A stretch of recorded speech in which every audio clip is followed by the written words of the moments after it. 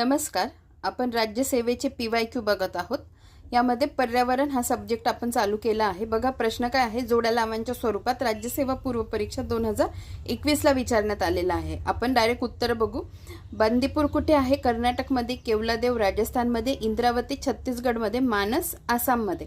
आता हे समजल्यानंतर मला तुम्हाला फक्त एक महत्त्वाची गोष्ट सांगायची. बघा, तुम्हाला जर बांदीपूर किंवा केवलादेव यांची दोघांपैकी एकाची जरी जोडी माहिती असली असती ना, तुमचे उत्तर लगेच सुटत होते. दोघांपैकी एक कोणतंही माहिती असू दे.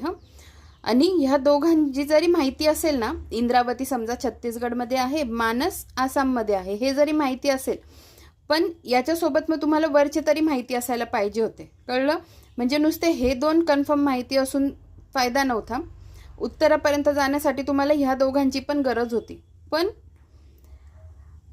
मला सांगायचं काय, पण फक्त बांदीपूर किंवा केवलादेव हे नेमके कोणत्या राज्यात आहे, या दोघांपैकी एक जरी तुम्हाला माहिती असलं असतं ना, तरी तुमची एक जोडी लागून जात होती. फॉर एक्झाम्पल, केवलादेव आहे राजस्थानमध्ये, म्हणजे बीला 1 नंबर, बी मध्ये 1 नंबरची जोडी इथे लागली.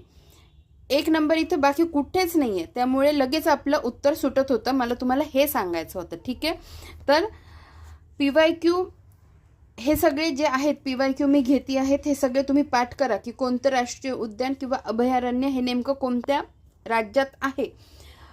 भविष्यात वेळ मिळाला की मी ते तुमचे सगळे पाठ करून घेणार आहे. कोणत्या राज्यात कोणतं राष्ट्रीय उद्यान आहे किंवा अभयारण्य आहे, या गोष्टी मी तुमच्या पाठ करून घेणारच आहे.